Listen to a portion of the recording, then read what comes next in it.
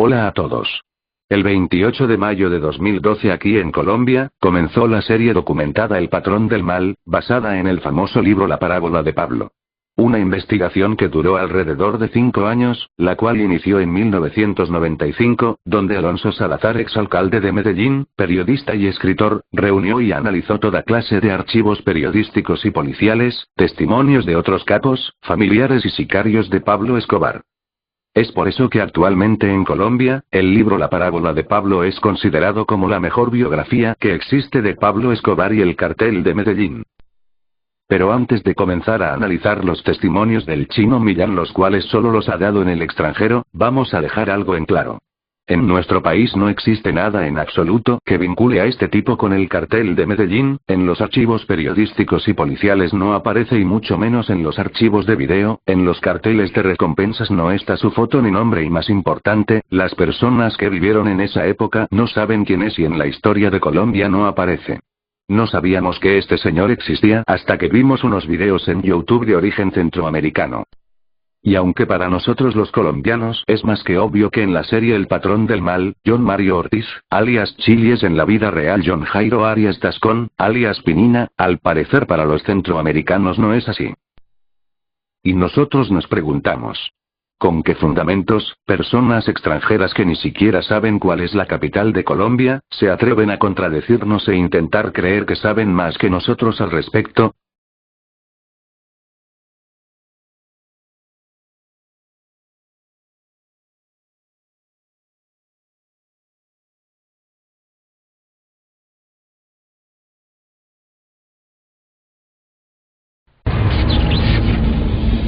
Y aquí seguimos en el lanzamiento de Escobar, El Patrón del Mal. Me encuentro pues con Chili, la mano derecha de Pablo Escobar en esta producción. Cuéntenos un poco de este personaje.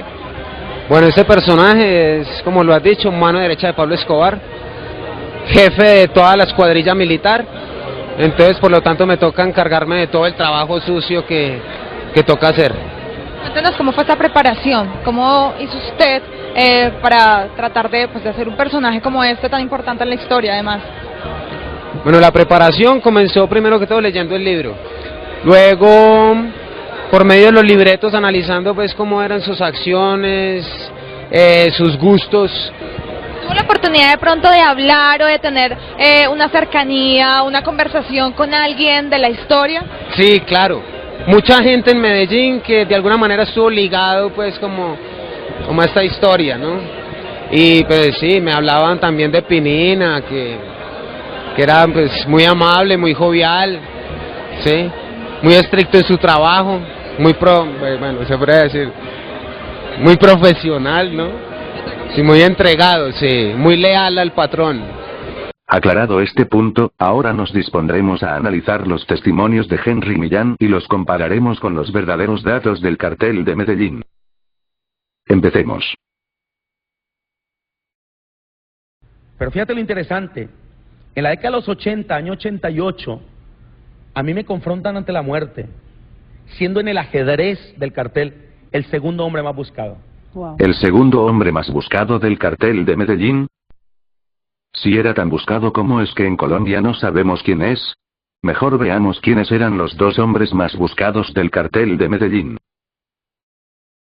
Se buscan Pablo Escobar Gaviria y Gonzalo Rodríguez Gacha. Si usted tiene información que conduzca a la captura de uno de estos delincuentes, obtendrá una recompensa de 100 millones de pesos.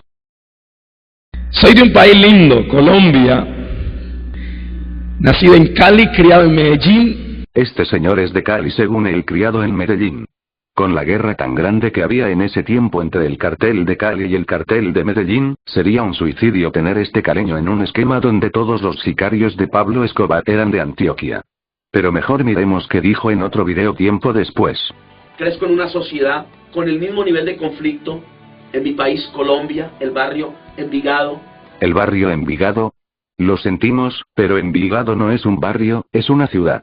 En todo caso, no vivió en ninguno de los dos lugares. ¿Viste la muerte de Carlos Leder? Cuando él tuvo el problema con Pablo, que Pablo dijo que se fuera de la hacienda Nápoles. Claro, ahí yo estuve en vivo y él en directo. Él mató a un amigo de ustedes en la hacienda Nápoles. El parcerito más grande por su novio. ¿Cómo se llama? Bueno, el parcerito más grande le decíamos al de zurdo. El zurdo, lo mató Carlos Leder. Lo mató Carlos Leder. Carlos Leder sí mató a un escolta de Pablo Escobar en una fiesta, el problema es que no era ningún Alex zurdo. Veamos una parte del libro, El verdadero Pablo Sangre, Traición y Muerte, el cual recopila los testimonios de un verdadero sicario del cartel de Medellín, alias Popeye. Podíamos tener el control de una región para hacer una fiesta.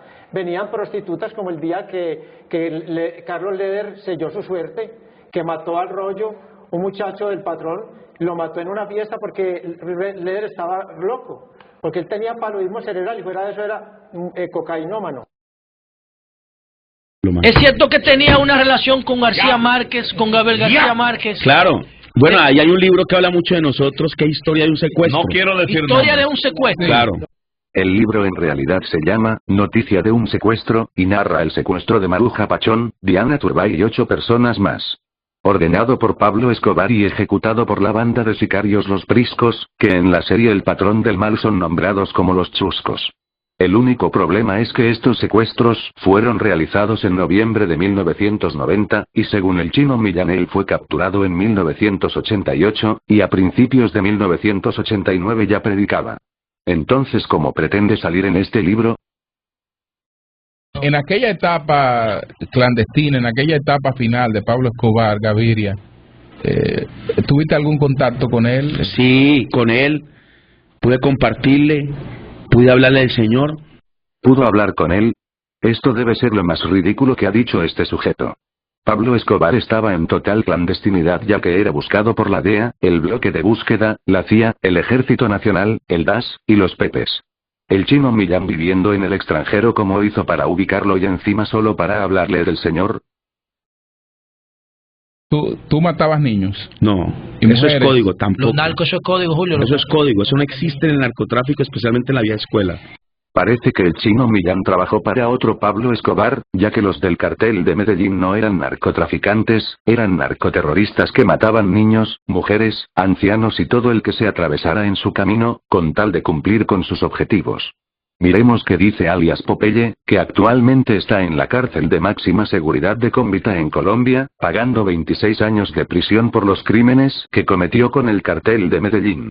Estamos defendiendo una posición, la de Pablo Escobar. Para nosotros era un gran líder, era nuestro Dios. Si nosotros para matar a una persona que iba contra nuestro Dios teníamos que matar 1000 inocentes, no había ningún problema, no había ningún remordimiento. Y usted se va volviendo más duro, y más duro, y más duro. Cuando usted ya llega a esa dureza del año 1989 no hay ningún problema en volar el avión de Avianca y matar a su padre. Porque usted no está pensando cuando va a colocar una bomba, mato al señor que es cantante. En la casa hay 3 niños, uno de 22, otro de 7, otro de 2 años, porque somos criminales. Este hombre, John Sangre, Henry, traición y muerte. era de los 5,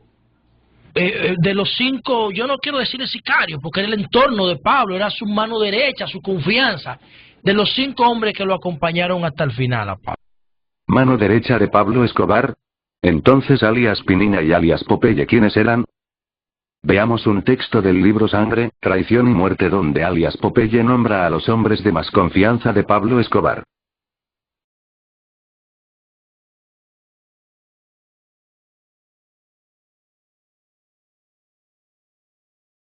Mi historia empieza desde los 6 años, cuando Pablo no era un narcotraficante. En ese tiempo, el histórico cartel de Medellín se fundamenta por familias muy poderosas, el cual Pablo no era parte de la historia, como los Henao, los Bustamante, los Ochoa. ¿Es que estos periodistas de Centroamérica no se documentan?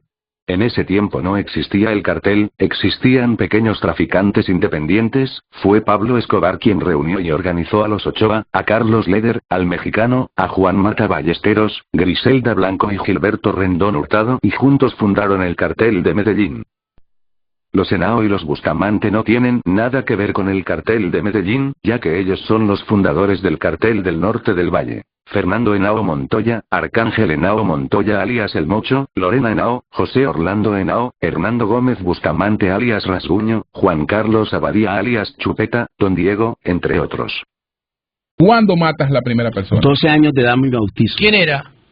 Bueno, fue un hombre que era más poderoso que Pablo y fue mi primer homicidio en un estadio público. ¿Y cómo tú lo mataste? Bueno, un disparo a quemarropa, hermano, porque no era un experto, no era un hombre conocido, quizá no era un experto en el mundo del sicariato. ¿Será que en Medellín alguien se puede tragar un cuento como ese? Pablo Escobar mandó a un niño de 12 años que nunca había matado a nadie, para que asesinara a un hombre más poderoso que él. Y para completar, en un estadio público y lo hace a quemarropa y encima sale vivo. Hay que ser un completo ignorante para creer esto. No te lo cuento yo, ya se lo dice la historia, porque fui uno de los líderes y el fundador del parche más bravo de Pablo. ¿Cuál era el Empezamos con parche más bravo? 126, los tesos. Los tesos. Claro. Disculpe, pero el único que lo cuenta es usted. ¿El parche más bravo eran los tesos? ¿Y eso qué es? ¿Un grupo de rap? La historia nos cuenta que al servicio del cartel de Medellín hubo varias bandas de sicarios, los Magníficos, los Nachos, entre otras, pero la principal y más antigua fue la sanguinaria banda de los Priscos.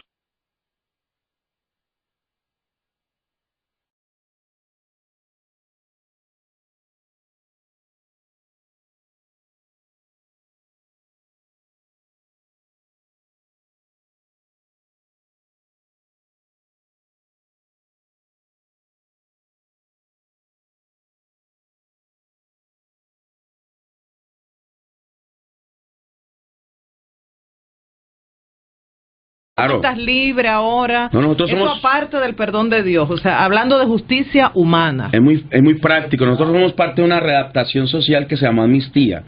Yo soy parte de la primera sociedad que migra a una readaptación social. Y eso es bajo la validación del gobierno soberano de Colombia y del Ministerio de Justicia. ¿En qué presidente? ¿Pastrana? En el tiempo de Pastrana. Sí, claro. El presidente Pastrana, Andrés Pastrana, presidente de Colombia entre el 7 de agosto de 1998 al 7 de agosto de 2002. Este sicario de mentiras, Chino Millán según su historieta, estuvo hasta diciembre de 1988 en el cartel de Medellín. ¿Cómo obtuvo una amnistía? Como pueden ver, las fechas no cuadran y si este pseudo sicario hubiera matado tanta gente como dice, estaría tras las rejas. Recordemos que a pesar de que Popeye, Otto, el Osito, el Mugre, el Arrete, entre otros miembros del cartel de Medellín se entregaron a la justicia, todos fueron a prisión, porque en Colombia no se le dio indulto a nadie, solo había rebaja de penas por entregarse. El que menos pagó cárcel pagó 6 años, el resto fueron condenados a más de 10 y 20 años. Los que no se sometieron a la justicia fueron asesinados por las autoridades o los pepes, incluso algunos que huyeron a países vecinos.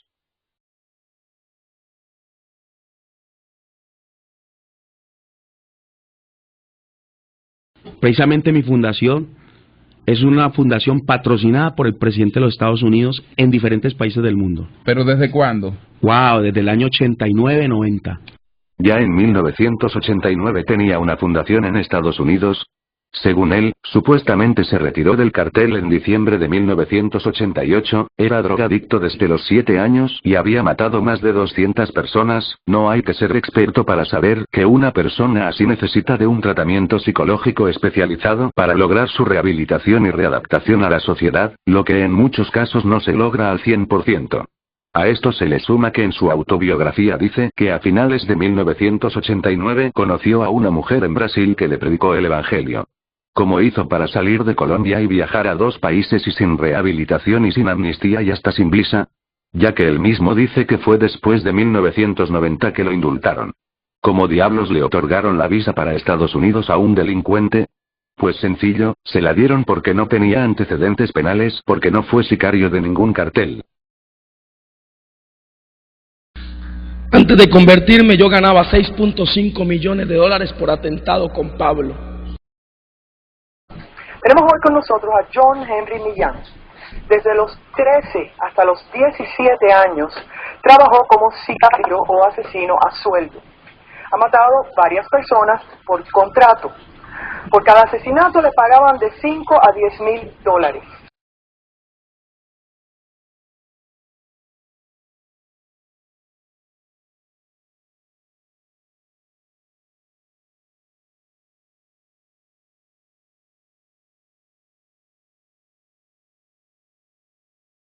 126 hombres que cuidábamos a Pablo en la posada alemana o en un lugar conocido como Fredonia, Antioquia, la finca Nápoles.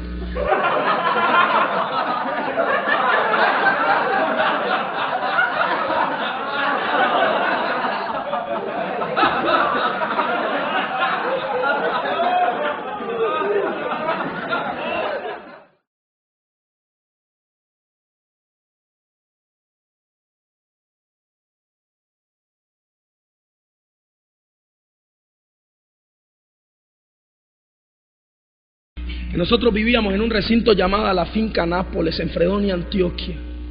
Puro paisa. El solo grupo de centinelas que rodeaba la finca llegaba a más de 500 personas.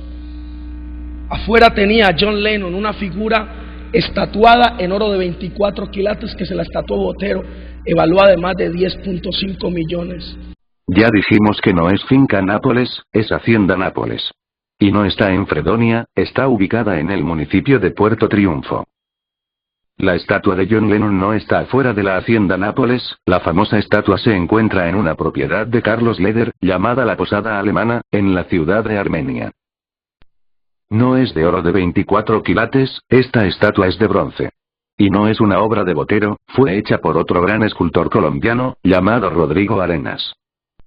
Bueno amigos, como han podido ver, este sujeto vive en un mundo de mentiras, las cuales son fáciles de ver si se es colombiano o si se investiga un poco.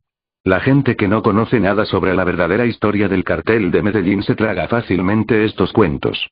Pero hay que admitir que hay cosas inverosímiles las cuales hay que ser demasiado ingenuo para creerlas. Además, hay muchas cosas más para desmentir, pero necesitaríamos un video de por lo menos 5 horas.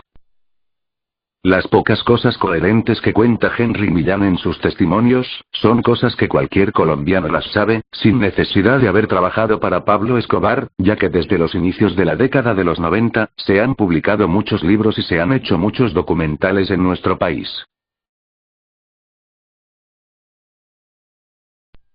Conclusión. Este personaje se creó una gran historia la cual ha difundido por más de 20 años en países centroamericanos y en comunidades latinas norteamericanas, una historia llena de relatos tergiversados y fantasiosos que difieren demasiado con relación a la historia que conocemos los colombianos. Entonces, ¿cómo estos periodistas de Centroamérica le hacen una entrevista y no caen en cuenta de todo eso? Es muy sencillo, eso se llama complicidad. Y una prueba de eso es que en la propia entrevista hablan del libro de alias Popeye Sangre, Traición y Muerte, eso quiere decir que estos pseudo periodistas sabían que estaba mintiendo, ya que si se habían leído el libro era lógico saber que lo que decía era totalmente falso. Y un ejemplo de esto es la parte donde él cuenta que el comandante del bloque de búsqueda supuestamente lo capturó en 1988 y lo dejó escapar porque el chino Millán se parecía a su hijo muerto en un accidente y que este comandante fue destituido y enviado a la cárcel por haber hecho eso.